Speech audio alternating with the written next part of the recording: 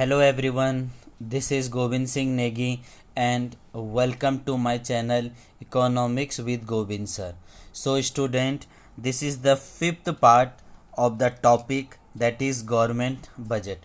In the last four parts we have already discussed about the what are the components, what are the structure, what are the meaning, definition, types of budgets and so many other things. Now in these parts we are discuss about the that is government budget. तो government budget are categorized into two parts.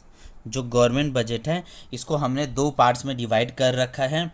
First one is called revenue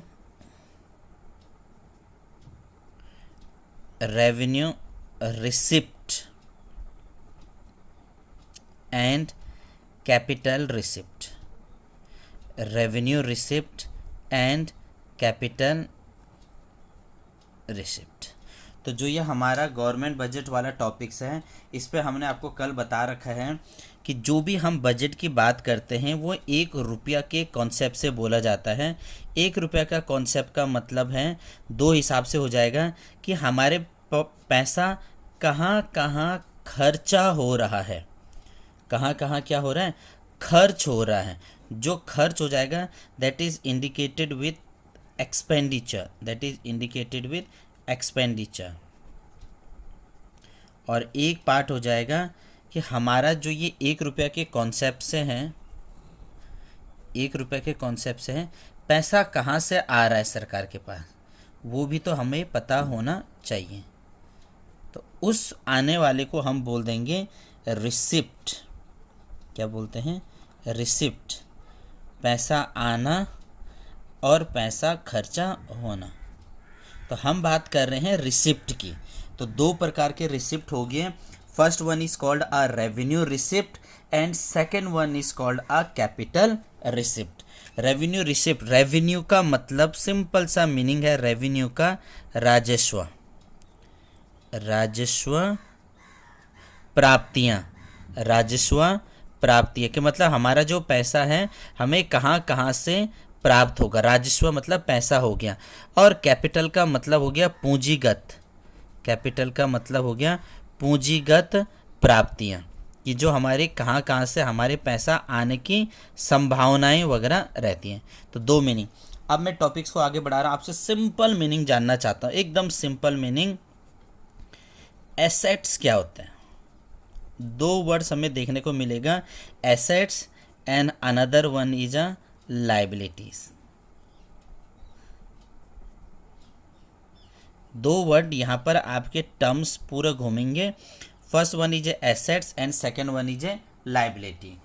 अब हम accounts के भाषा में इससे दूसरा बोलेंगे, normal भाषा में इससे दूसरा बोलेंगे. एसेट्स का मतलब वो चीज़ें जिसके जो चीज़ें मेरी हो गई है उसको अब मेरे को कोई पैसा नहीं देना पड़ रहा है, that is called my assets. मैंने बाज़ार से जाके मोबाइल ख़रीदा तो वो चीज़ें क्या हो गई, मेरी एसेट्स हो गया. लेकिन वही मोबाइल अगर मैंने EMI में परचेज़ कर रखा है, किस्तों में पैसा दे रखा है, ये ले रहे, तो वो चीज़ें बन जाएगी मेरी लाइबिलिटीज़ यानी देनदारी. एसेट्स का मतलब हो गया संपत्ति, जो चीज़ें मेरे पास आ गई है. लाइबिलिटीज़ का मतलब जिस चीज़ का मेरा अभी पैसा पेड करना है, जिसको अभी मैंने पूरा पैसा नहीं दे रखा है, तो उन चीज़ों को हम क्या बोल देंगे, लाइबिलिटीज़ दे देंगे. तो दो मीनिंग आपको सबसे ज़्यादा क्लियर यहाँ पर होना पड़ेगा. तो हम पहला सब टॉपिक डिस्कस कर रहे हैं आज, दैट इज़ रेवेन्यू रिसिप्ट. अभी मैं इसका आपको एक ट्रिक बताऊंगा कैसे याद करना है. रेवेन्यू रिसिप्ट, राजस्व प्राप्तियां, ये जो चीज़ें हैं ये 1 साल के लिए होता है. यानी आप बोलोगे it refers to those receipt, it refers to those receipt which neither creates assets, which neither creates any liability, neither create any liability nor cause any reduction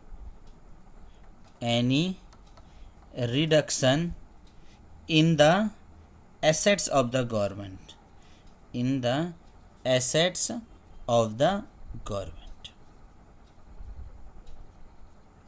ऐसा चीज जो ना तो हमारी लाइबिलिटी को बढ़ा रहा है, तो हम क्या बोलेंगे, नाइदर क्रिएट एसेट लाइबिलिटी, ना हमारी लाइबिलिटी को बढ़ा रहा है ना हमारी लाइबिलिटी को घटा रहा है, ना के बराबर, और नॉर कॉज एनी रिडक्शन, और ना ही हमारे रिडक्शन कर रहा है एसेट्स को।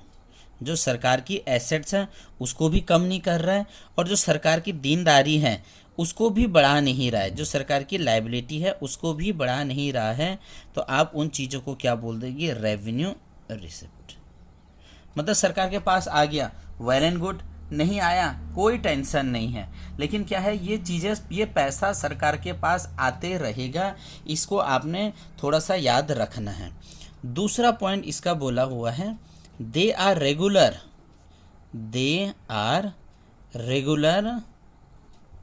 And recurring in nature. मतलब ये सरकार के ऐसा देनदारी, ऐसा पैसा हो जाएगा जो रेगुलर आते रहेगा। जैसा हमने किसका एग्जांपल बोल दिया, टैक्स का बोल दिया, तो टैक्स सरकार के पास हमेशा आते रहेगा। और रिकरिंग क्या हुआ, बार बार आएगा, ऐसा नहीं कि एक बार दे दिया एंड ख़त्म हो गया। इसके बाद इसी का तीसरा पॉइंट बोल सकते हैं, गवर्नमेंट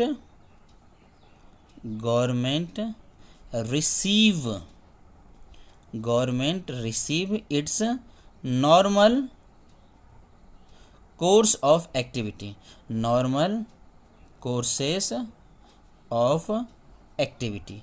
अब नॉर्मल कोर्सेस ऑफ एक्टिविटी का मतलब सरकार को थोड़ा सा एफर्ट्स लगाने की ज़रूरत है, सरकार को ज़्यादा मेहनत करने की ज़रूरत नहीं है। आ भी गया तो वेल एंड गुड, नहीं भी आ गया तो भी दिक्कत नहीं है, लेकिन नहीं आए का बात हम ये बोल रहे हैं, ये आएगा ही आएगा। तो उस प्रकार की चीज़ों को बोला जाता है हमारे रेवेन्यू रिसिप्ट। और जिसका मैं आपको एग्जांपल बता रहा हूँ, ख़ास तौर पर आप समझ लीजिए टैक्स। आपको क्या याद रखना है, जैसा जो चीज़ें हमारी टैक्स हो गया है वो चीज़ें आ गए हमारा रेवेन्यू रिसिप्ट। तो आई थिंक आपको क्लियर हो गया होगा। आप इसको और भी याद रख सकते हैं, रेवेन्यू रिसिप्ट जो हमारा डे टू डे ट्रांजैक्शन होता है, जो हमारा डे टू डे ट्रांजैक्शन होता है, जो दिन प्रतिदिन का जो हमारा ट्रांजैक्शन हो जाएगा, उस चीज़ों को हम क्या बोल देंगे, रेवेन्यू रिसिप्ट। हर दिन कुछ ना कुछ होते रहता है, दैट इज़ रेवेन्यू रिसिप्ट। अब आता है हमारा second part, that is capital receipt. Second part that is capital receipt. Capital, जिसका मीनिंग मैंने आपको क्लियरली बता दिया है, जो पूंजीगत चीज़ें हैं, जो सरकार के पास आएगा ही आएगा, पूंजीगत। तो ये डेफिनेशन सेम हो जाएगा, it refers to those receipt, it refers to those receipt which either creates assets, either creates a liability, either creates a liability or cause a reduction, or cause a reduction in assets of the government, of the government. तो इस चीज़ को आपको थोड़ा सा याद रखना है कि जो सरकार के एसेट्स को, लाइबिलिटीज़ को क्या करता है, क्रिएट्स करता है, मतलब सरकार की देनदारी को बढ़ाता है, और जो सरकार की एसेट्स को क्या करता है, संपत्ति को कम करता है। हमने क्या बोला, जो हमारी सरकार की लाइबिलिटी है को क्रिएट करता है, लाइबिलिटी को क्रिएट करता है, और जो हमारे एसेट्स है, सरकार की जो एसेट्स हैं उसको क्या करता है, कम करता है। तो उस प्रकार की चीज़ों को हमने बोल दिया है कैपिटल रिसिप्ट। आप ये समझ सकते हैं, that is they are non recurring. मतलब ये जरूरी नहीं है कि सरकार के पास आते ही रहेगा, they are non recurring and non routine in nature. आ गया अच्छी बात है, नहीं आ गया तो सरकार के क्या हुआ, दीनदार एसेट्स को कम वगैरह कर देगा। जैसे सरकार ने क्या कर दिया, बोरोइंग कर दिया, उधार वगैरह ले लिया। तो सरकार ने जब उधार वगैरह ले रखा है तो सरकार की दीनदारी लाइबिलिटीज़ क्या हो गए, बढ़ गया है, और सरकार की एसेट्स भी कम हो गया कि भाई जो उधार दे रखा है तो वो कल के दिन हमने उसे वापस चुकाना भी है, वापस रिडक्शन भी करना है, जैसे बोरो वगैरह कर दिया। दूसरा आता है रिकवरी ऑफ लोन। जो लोन दे रखा है सरकार ने स्टेट गवर्नमेंट को चाहे यूनियन गवर्नमेंट को, उसे हमें रिकवर भी करना है। आज सरकार ने पैसा दे रखा है और पता चला 20 साल बाद सरकार के पास पैसा आएगा, 20 साल तक पैसा आएगा, तो सरकार का पैसा तो आज चले गया ना। तो जो आज चले गया तो सरकार की क्या हो गए, एसेट्स तो कम हो गया, लाइबिलिटीज है, दीनदारी है भैया, धीरे धीरे धीरे धीरे धीरे धीरे करके आते रहेगा। जैसा डिसइन्वेस्टमेंट हो गया, तो जो डिसइन्वेस्टमेंट क्या हुआ, जब सरकार अपनी संपत्ति के शेयर्स को बेच देती है, दैट इज कॉल्ड डिसइन्वेस्टमेंट। तो आई थिंक ये चीज़ें आपको पसंद आई होगी। तो इस for more information you can follow.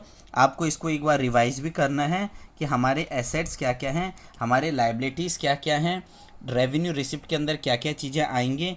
जो चीज़ें सरकार के पास टैक्स के फॉर्म पे आ जाएगी, that is called are revenue receipt, tax के फॉर्म पर। और कैपिटल रिसिप्ट के अंदर आप लिख सकते हैं दैट इज अ बोरोइंग, उधार। इसके अंदर आप लिख सकते हैं recovery of loan and so many other thing. Channel पसंद आए तो प्लीज़ लाइक करना, सब्सक्राइब करना। अगला पार्ट में हम इस रेवेन्यू रिसिप्ट्स के टाइप्स को आपको बताएंगे।